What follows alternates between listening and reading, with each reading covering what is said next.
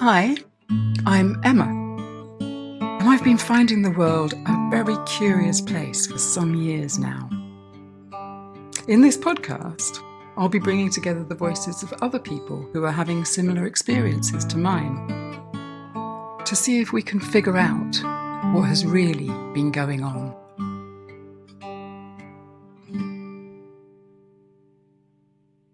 Welcome to another episode of It's a Curious World.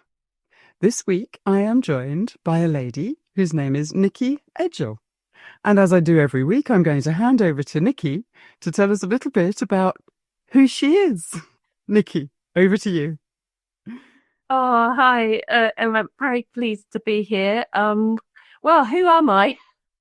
We were just discussing, that's a really interesting question. Obviously, I can tell you about my work and what I've been doing for the last 30 years is basically working in the field of natural health and looking for solutions, answers, to find ways for the body to find health and well-being and happiness and all of that. So that's one aspect of who I am or what I do. But who am I? That's a really profound question. I suppose I'm a person who has grown up absolutely loving being curious about nature. I have always loved nature. And in fact, one of my straplines I realized recently, I call myself in one of the platforms, Nicki Nature Girl. And I guess that is really the essence of me. I love all things natural and I love creative things as well. So I love cooking and making and being outdoors and love beautiful things and music and laughter and connection and communication and all of that. So I think the sort of person I am actually is one who just loves to learn and loves to communicate and share the knowledge that I've picked up along the way. And I love to empower people to take charge of their health as well. So I guess really the essence of me is I'm a searcher. I'm always searching. So yeah, on that note, that led me to do quite a lot of travel in my 20s and went all around the world. I absolutely loved looking at, and understanding a little bit about other cultures and how they approach life and health as well. So I guess that's always been very intriguing to me. And I think I've been very fortunate in a sense. I look at life as bringing you opportunities to learn more about yourself. And so my early life, I was very fortunate to be born into, I don't know if this is going into another question, but I was fortunate to be born into a medical family. And as an allopathic doctor? Yes. So my father was a GP and my mother was a nurse. So what that brought into my life was a lot of injections. And I'm not sure how much I'm allowed to talk about injections, but I'm probably the most injected person there is. Certainly as a child, I had a lot of allergies. And so there were, back in those days, there were desensitizing injections, which I always think is hilarious. Trying to desensitize a sensitive person didn't work. It made me more sensitive. And that led me to have a lot more health issues. And I see that as what really led me down the road of looking for other solutions. Because by the time I was a teenager, I had asthma. By the time I was in my 20s, I had eczema, I had depression, I had back issues, I had digestive issues and all sorts of things that when going to the doctor, they would say, oh, you'd either have to live with it or take this medicine. And I just really always had that in me that I wasn't really wanting to just live with something. And I wouldn't take no for an answer. And I think that whole searching part of me, has always been there. So I guess you bring into your world what you're looking for. So when it got to a point where my health was really not great, and particularly, winter blues used to come in October, September, October, and it's a great time to take extra courses and what have you. So one winter, I took a short course in natural nutrition and started putting a few things into practice and started to feel better. Hey ho, it's like, wow, who'd have thought? So it got me excited because at that stage I was looking for a change of direction in my work. I'd been in a business capacity before, and even though I was planning to do medicine as a career, I did a big U-turn at A-level and did a business studies degree, which was always very confusing to everybody, including myself. Yeah, I think I just wanted to leave home, and I didn't know what else to do, and I thought that was probably the most broad-based course I could find, and the most different to doing 3 science A-levels, which had really fried my brain, and I just didn't want to do anything remotely similar. But of course, then I arrived and started to do this business studies degree and thought, oh gosh, who am I with? Where am I? What am I doing? This feels really alien. And I am actually a starter finisher. And so I did finish it, even though it wasn't really me. So what I ended up doing was going into charity marketing and direct marketing and sort of making it as holistic or as meaningful as I possibly could. So I became a fundraiser. Nice. Yeah, so it was okay for a while, but I wasn't really, really fulfilled until I started to I left that. I started to have my family, I had 2 children, and started to look much more deeply into what I would like for their health. And that really catapulted my in-depth knowledge of injectable substances for babies. And I went on to a lot of talks and knew in my heart that it wasn't what I wanted to do for my children. Unfortunately, I hadn't quite got there with my firstborn, and he had the first set of injections. And I just, every time I eked it out over about a year, because each time I could see he was, getting an infection there was a lot of health issues that came very fast. And so I just had this very strong sense to stop. And my next child didn't have any at all. And at that time I was starting to think about learning and studying natural nutrition. And so that's what I did. So that led me into my sort of last 30 years of practice in helping people to be well in various ways. My health along the way hadn't actually been that great. I think about 15 years ago, I had a big burnout moment, and that was really shocking. I had a lot of imposter syndrome going on, and if I can't sort myself out, what am I doing? So I went and did some more study, and I did a course with a very long name. Clinical psychoneuroimmunology. And this really was to try and help me piece together those pieces of the jigsaw puzzle that were eluding me, and trying to find out what on earth had happened to me. And it was fascinating. It literally did fry my brain. Okay. But it was great for a while. Again, it wasn't totally hitting the spot because it felt on some levels still very allopathic. We were looking at all the pathways of the body and how they all interrelate with one another, and to explain to people their lifelong story of what's led them to where they are now. But my first nutrition training also did that as well. So it wasn't like I was unfamiliar with this way of approach, but the interventions that I loved that came from that study were always the energy ones, and rather than the blood tests and what have you, I just couldn't take myself down that road, and was much more interested in asking the body through muscle testing, through kinesiology.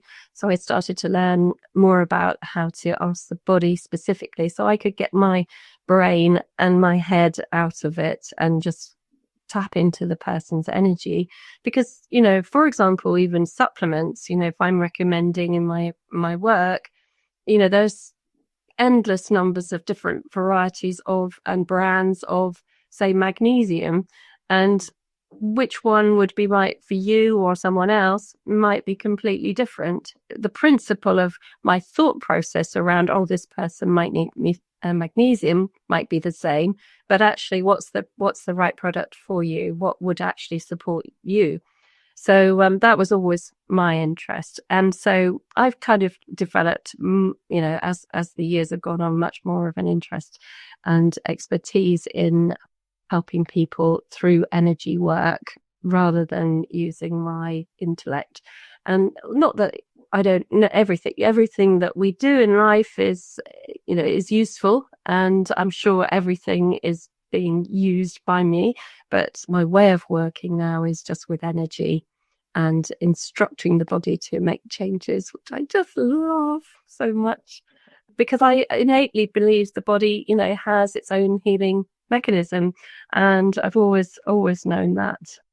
We can see that the body has natural healing because it heals itself. If you break a bone, it heals, and people don't really question that, but maybe they question I don't know, like they don't question the skeleton healing itself, but other parts of the body, they seem to think they need a pill to. Yes, exactly. And there's a lot of societal training, braining, whatever. We're taught to believe a certain way, and even myself, as a child, everybody's like, something's wrong, you better get to the doctor, Well, especially if you had a GP and a nurse as a parent. Well, I didn't need to get to the doctor because the doctor was at home. So yeah, there was always the medicines were on hand, and Sorry. Yeah. Are your parents still alive? My father's passed away now, and my mum is still alive. She's a retired nurse, and she's very much of the belief in allopathic medicine, as was my father till the end. I was going to ask, how did they react to your chosen path? Yeah, they think I'm weird. I'm very different to the rest of the family. They've all taken a very sort of usual approach to health, and especially in recent years. And I was very, very misunderstood, particularly by my father. He didn't.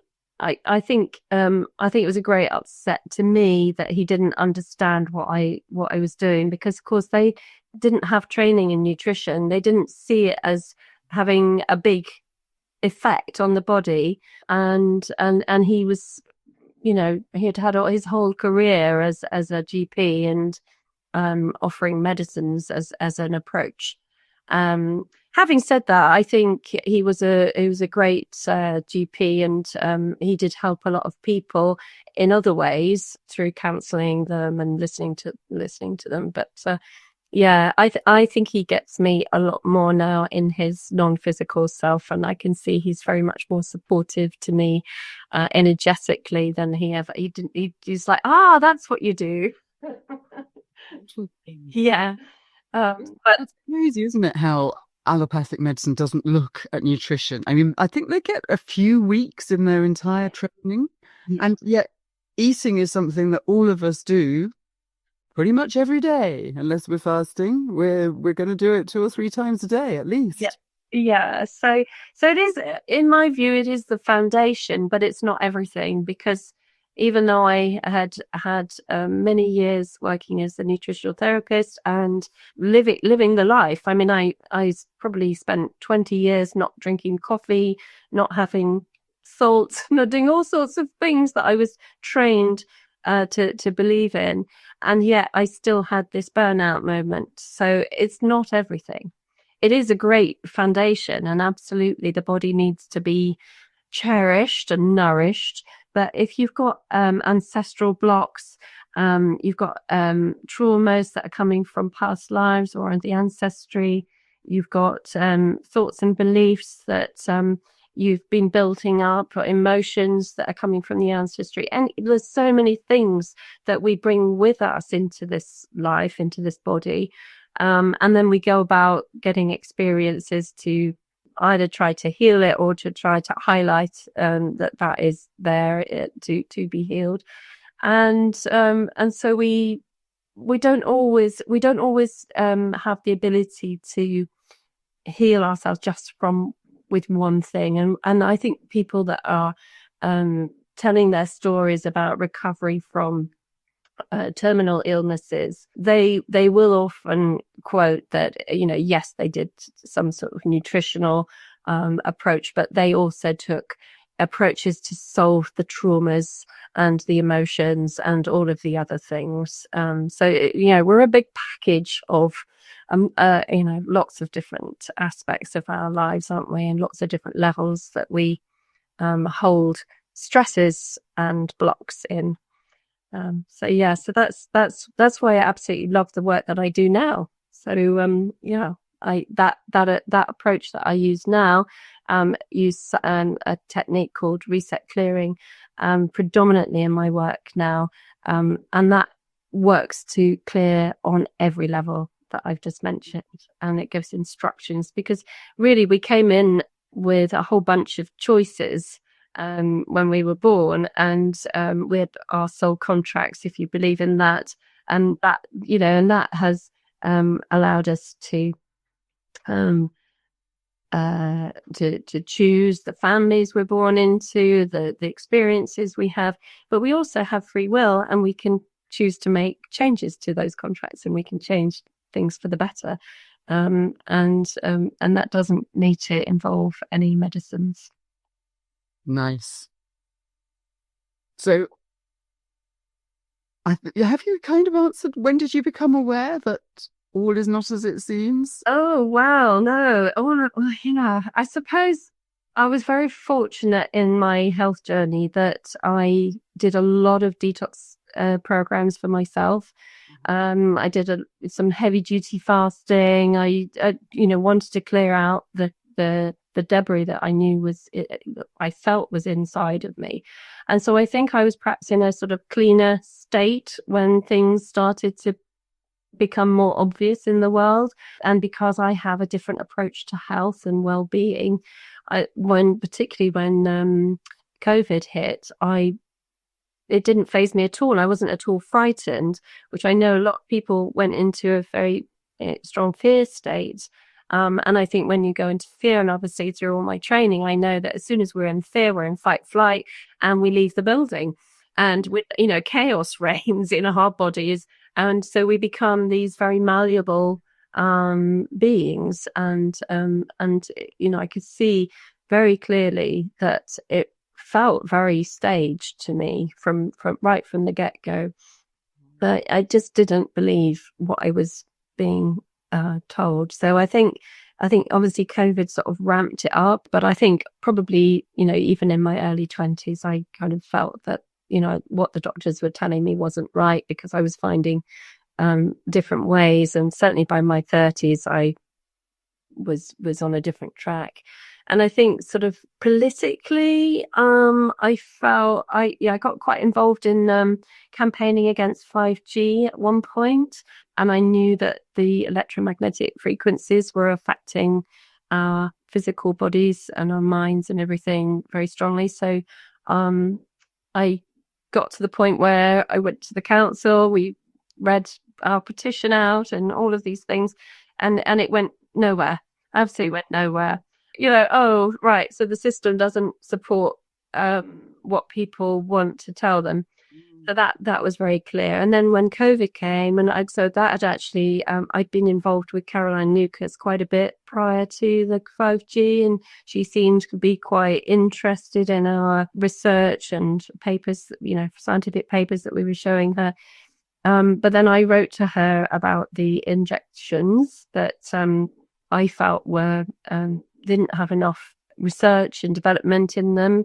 And when the party line came back from her office, it was like the final sort of disappointment in the political arena. And so I really just stopped believing anything that I was being told at that point. Can you remember what she said? Oh, I can't really remember. It was just a very standard, that there's been enough research, basically. I can't really remember, but it was as you could tell. I think if I'd have written to any MP, you'd have probably got the exact same reply. Yeah. It was we're going along this line because we're saving lives, that kind of thing. So yeah. So was that maybe the most impactful thing that you encountered, or was there anything else that that really sort of stunned you about what was going on? Just the global message that, one message would come out here in the UK and it would be the exact same message, would be every single leader was saying the same thing. So it felt very sort of coordinated to me. Only saying the same words, weren't they? Yeah, it was quite shocking, really.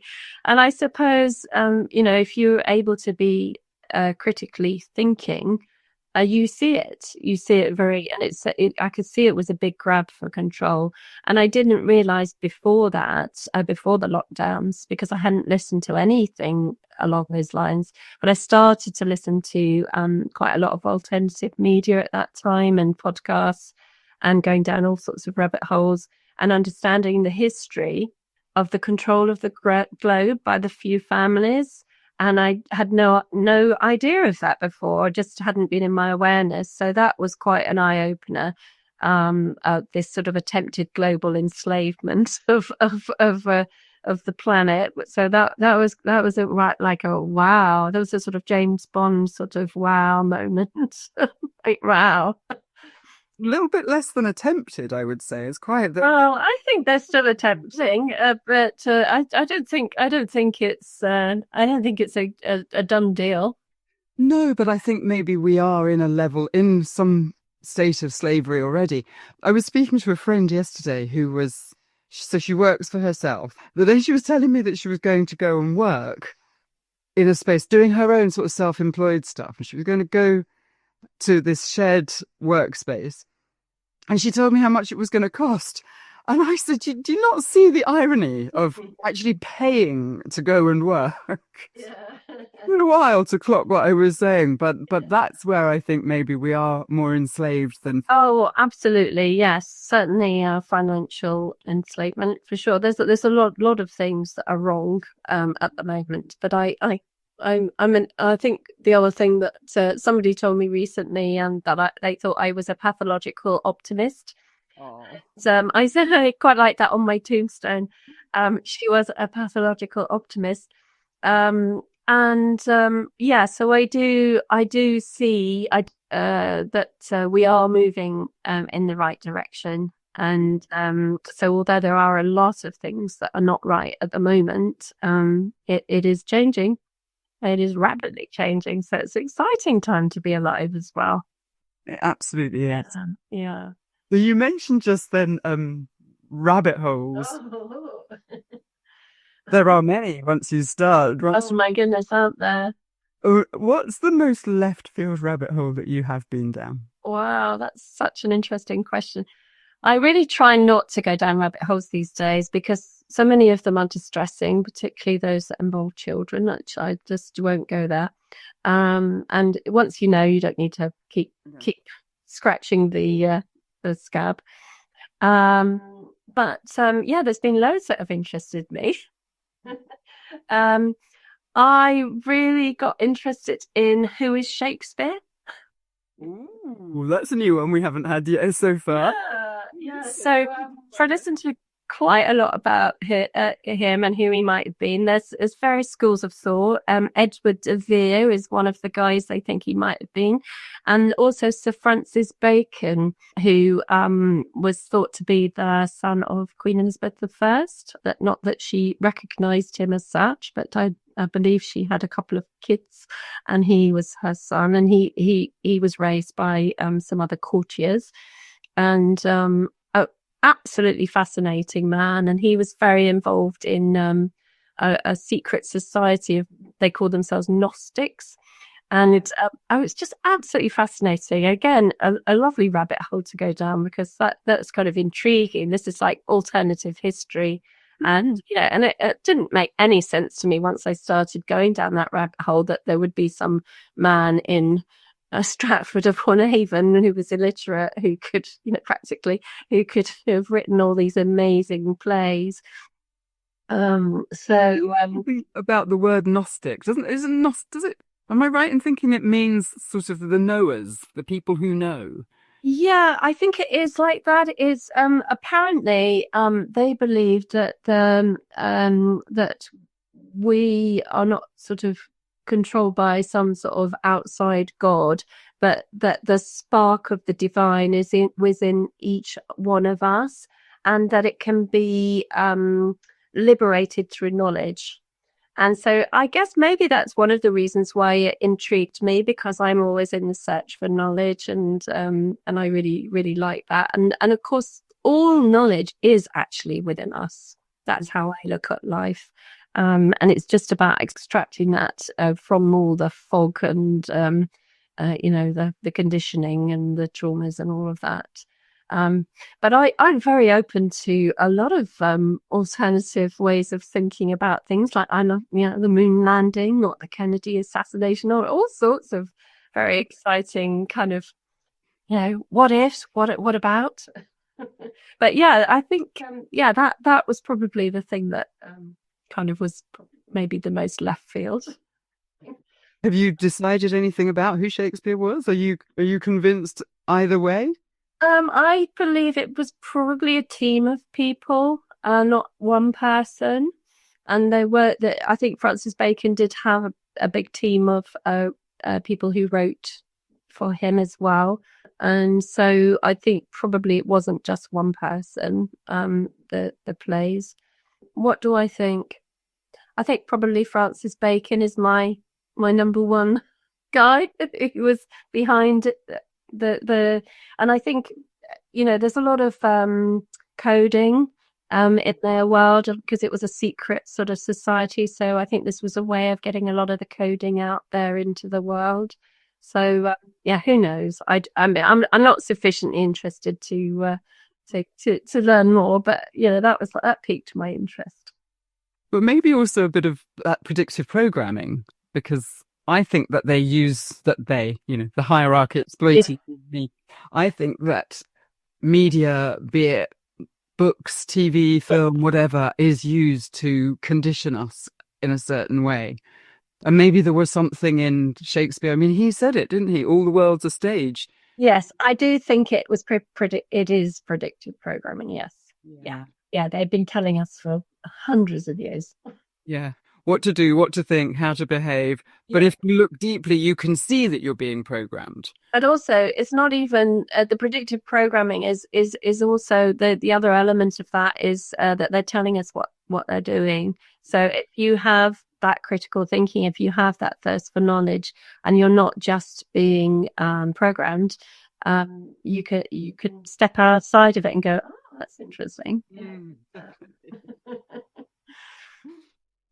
In terms of, you said earlier, there are lots of things wrong, but you also said that you're a pathological optimist. So I'm going to challenge the pathological optimist and ask you, is there one thing, if you could really just sort of narrow it down to one thing that is really bad, what would you say is the biggest problem with the world as it is today? Okay. Well, I would say it is the lack of critical thinking. I think it's that with the disconnect from our internal sat nav isn't how I would describe it. And I think all of our modern life with the internet and the, phone screens, as you say, the programming, it's all such a massive distraction. And that's why I don't really listen to too many podcasts these days either, because, just keep calm and carry on with your life. Otherwise, you're just distracted. I mean, certain things are nice to listen to, of course, and interesting, especially if you're on a long car journey or something like that. But in your daily life, I think we're so distracted by our screens, and it's undermines our sovereignty. So, what I think of sovereignty is that connection with self and that ability to have that critical thinking. And rather than getting us to look on the outside, giving over our health to the doctors, for example, or giving over our thought processes to another person's thinking, how do I feel about that inside is that's where I always come back to. And of course, there's loads, as you say, there's loads of things, the government wars, the attack on our freedoms, all sorts of stuff, deep state stuff. It's wrong. But I think if we can be critical thinking, then all of that would fall away, because we would say we would not consent. Yes. No. But do you think there's a way to sort of break the spell? Wow. I think just by being the example. So each one of us that I can bring my way of thinking to will hopefully spark a bit of that.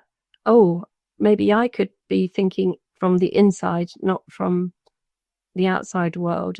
And so, I suppose I always think just lead by example, do what you're doing, keep calm and carry on.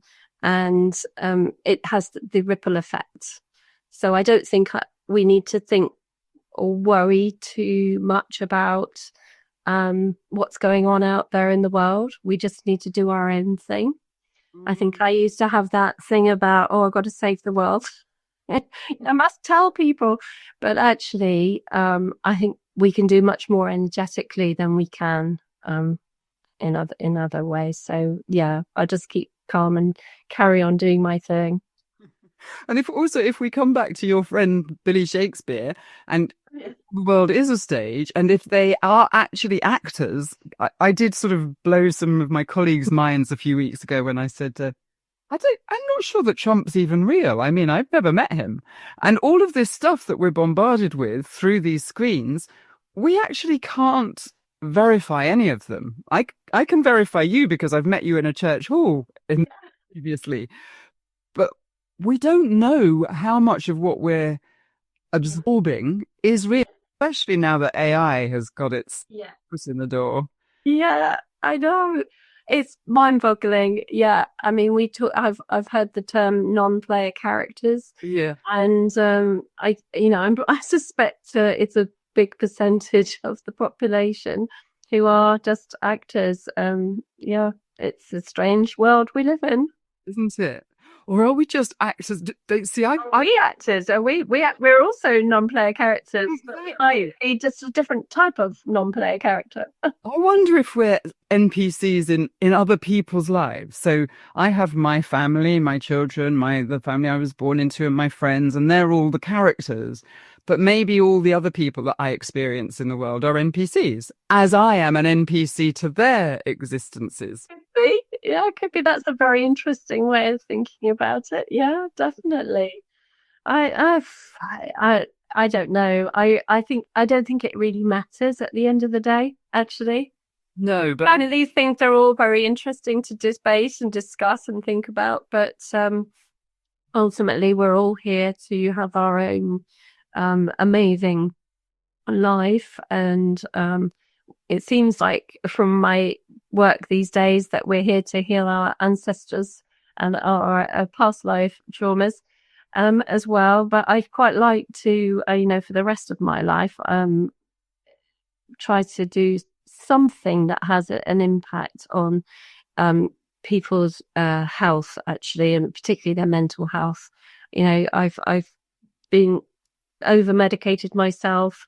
I've been over injected myself. I've been I've observed in my family the effects of medications, particularly for mental health, and in friends. And recently had a bereavement of a very close friend who was very long-term medicated, and it just really breaks my heart, actually. And so not only does it break my heart, but it makes me very angry. And so it's I guess for each one of us, it's whatever fires you up to do something to make a change, to make a change for the better. So I have no idea what that is going to look like, but I have a suspicion that I want to provide some sort of alternative, holistic approach to helping people that are long-term medicated, to find a way through to finding that divine within them again, and to letting that shine through without having to have all the toxicity that those medications bring into their bodies, and all the side effects and the shrinking of their lives that I observe that comes as a consequence. So yeah, I guess I suppose I don't know why I got onto that particularly, apart from to say we each have our own path, don't we? And that gets defined by our experiences. And if we can unplug ourselves from kind of the outside distraction and listen hard to what is our calling and to be aligned with that, then that's going to have a massive ripple effect as well. That's what I want to do going forward, continue to do, as it were. As you're speaking, I'm finding there's sort of parallels. The internal with the screens, so everybody's sort of outside of themselves, looking at everybody else's lives through screens. And then also the wellness. We're not going inside to listen to our own bodies and find out what's going on. We're going out to these generic, like you say, medicines, toxins often with effects. And when we're not actually listening to what's going on, and even the side effects. I mean, what's that all about? And this sort of domino of I've taken this, or I have to take this, or I have to take this, or I have to take this, and people just keep doing it.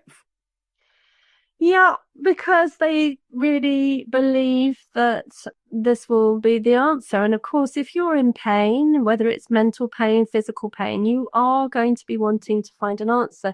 So somebody's telling you, oh, this will make that pain go away, or this will make your mood more stable, or this will make you less whatever. If you've got no other way, no other means of sorting it out for yourself, you're going to take that belief and chance that might be the thing. And once you're underway with all of that, it's really hard to extract yourself. I've really observed it with other people. And of course, the medical profession, they believe what they're telling people as well. I don't think they're bad people, but they only know a part of it. They can't know us individually, can they? They can't. So they only know what they're taught, and they only have certain tools to offer. And I saw it with my friend. They failed her, absolutely, completely failed her. And even with my father at the end of his life, I feel like his own profession failed him. And it's only gone to further my lack of wanting to engage with that profession altogether. I've recently, for example, let me give you an example from my own health. This year in the summer, out of the blue, I suddenly found myself with sciatica. Mm-hmm.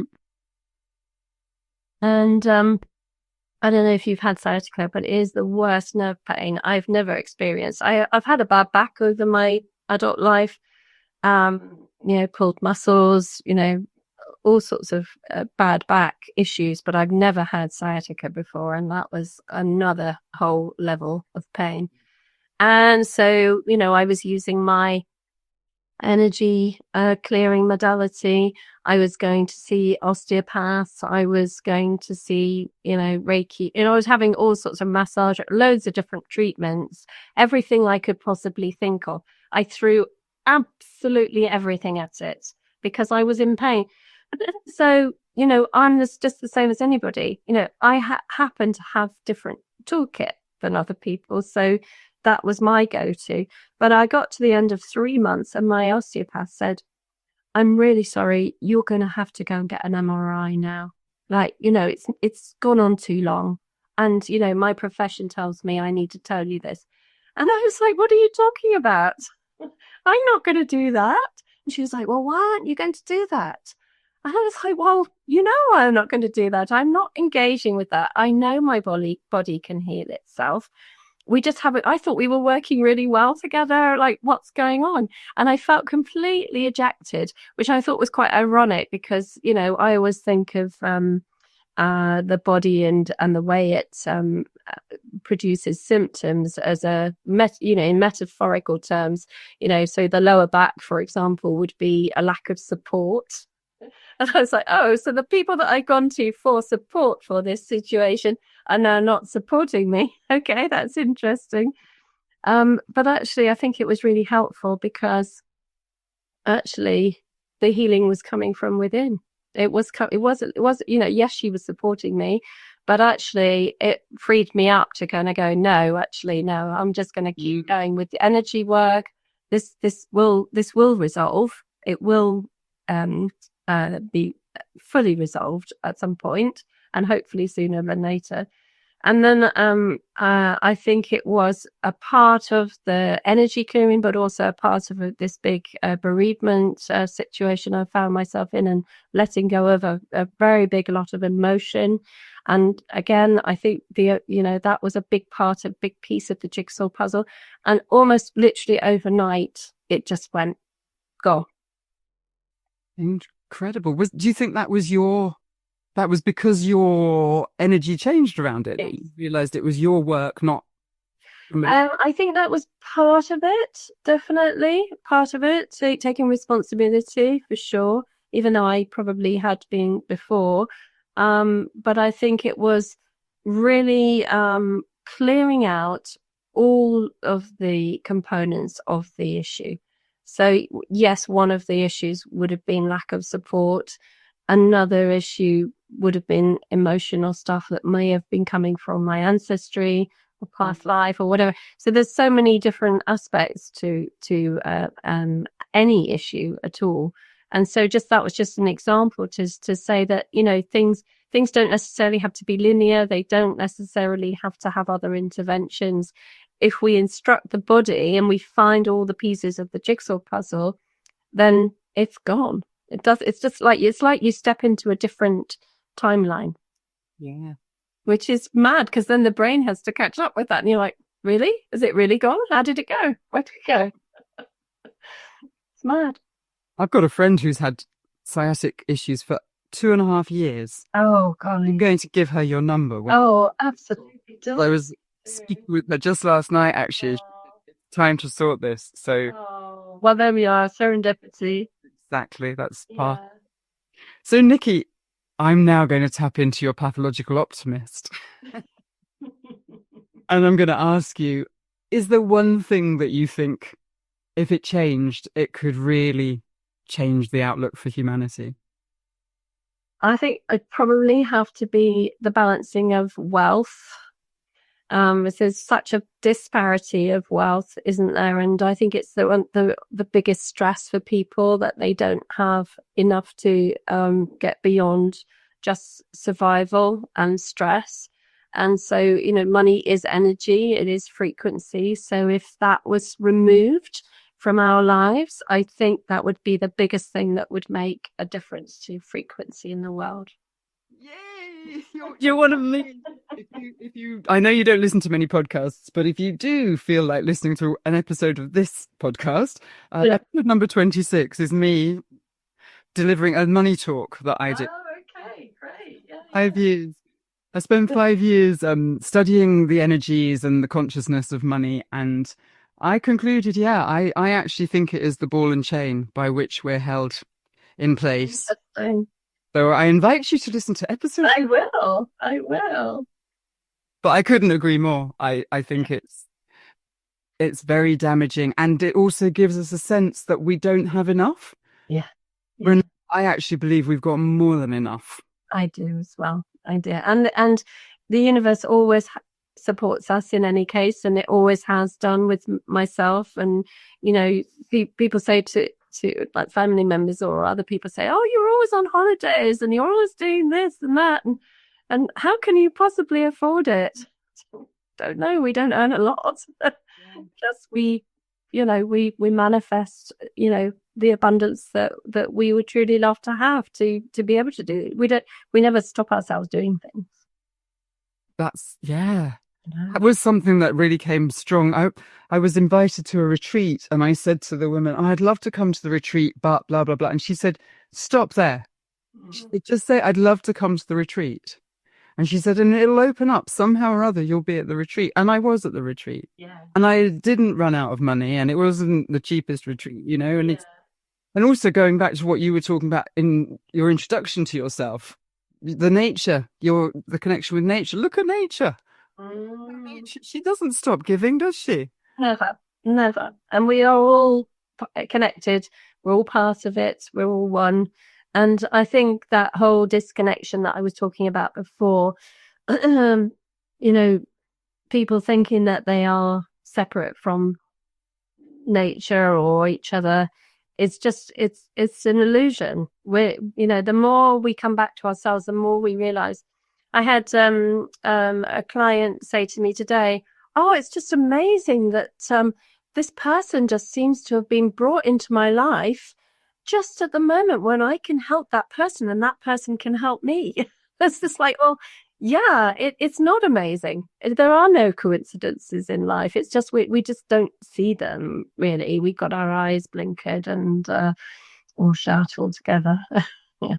100%. 100%. We're coming towards the end of our time together, Nicki. Is there anything else you'd like to say to the listeners before we say goodbye? Well, if you want to find me, I can tell you where to do that. Yeah, I'm on Instagram and I do have a mailing list. I send out a monthly mailing which gives some sort of health type stuff, usually something about where we're at and energetically are and what's going on for us, to put some context for people to try and support, like it is crazy times we're in. So for example, today we are at this amazing super full moon, the biggest of 18 years. So it's having a profound effect on our cells. And, a lot of people are feeling very emotional this week and maybe having sleep problems. So that's the sort of thing I might bring to attention. And also I advertise my monthly energy clearing group sessions, and I always pick a different theme depending on the energy of the time. And so I have one coming up on the 11th of December, and it's a final roundup of the year. We are in this final moment of endings of the last 9 years of the cycle we've been in, and we've really got to let go now. Whether we like it or not, we cannot bring it forward into 2026. And we're bringing, this very exciting new cycle where we're much more able to manifest and have the existence we would love. But we really are still letting go.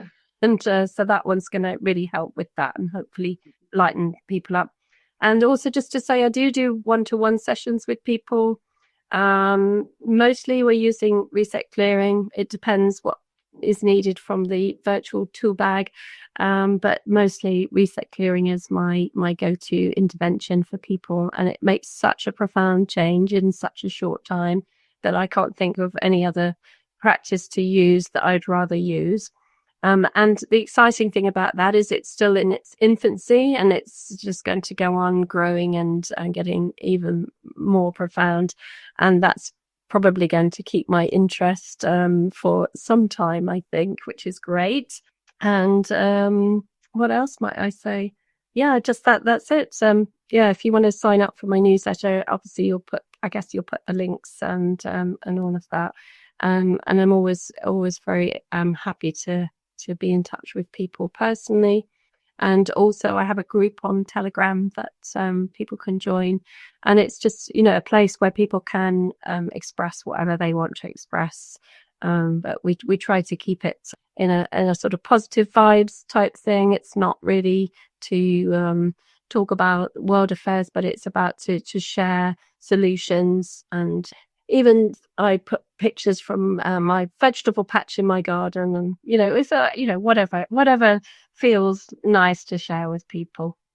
Lovely. Thank you. I'm just going to say a couple of words so I know my scheduling, and I know that this will go out after the 11th of December. Okay. So I am now just going to energetically put all of our listeners into your session. You know your January date. Fantastic. It's usually the second Thursday of the month. And I will always put out an email. So perhaps I can send the email to you if you want to be on my mailing list, and then you could maybe share it with your people. So at the moment, I'm using Instagram as my go-to, with a link tree that has information about how to get in touch with me. So so you could put that in, and they'd find me that way. Yeah. And so they could subscribe to your mailing list that way? They can, yes. That's the best way, yes. Excellent. Well, Nicki, I want to thank you so much for your time. Oh, my pleasure. It's always lovely discussing interesting topics.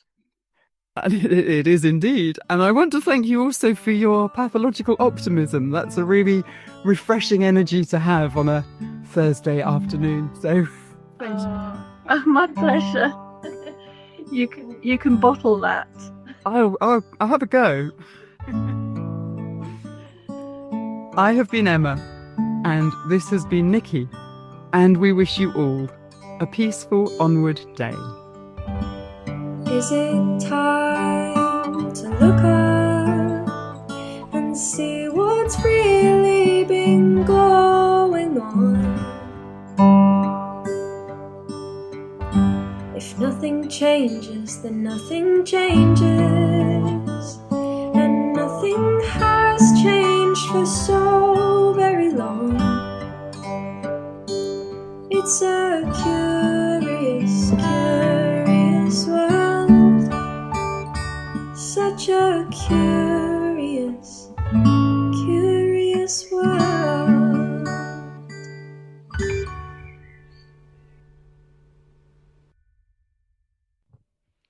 If you or anyone else you know might like to be a guest on It's a Curious World, you can head on over to my shiny new landing page at itsacuriousworld.org. There you'll find links to the podcast, to my Buy Me a Coffee, to email, to phone, or simply to book a call via my Calendly link, and we can have a chat. It would be great to hear from you. I'd love this to be something that was happening every day, and we could just have a rolling awake people speaking all day. How about that? Quite like that idea. Anyway, if you feel called, or if you know of somebody who might feel called, please come on over. The link is in the show notes.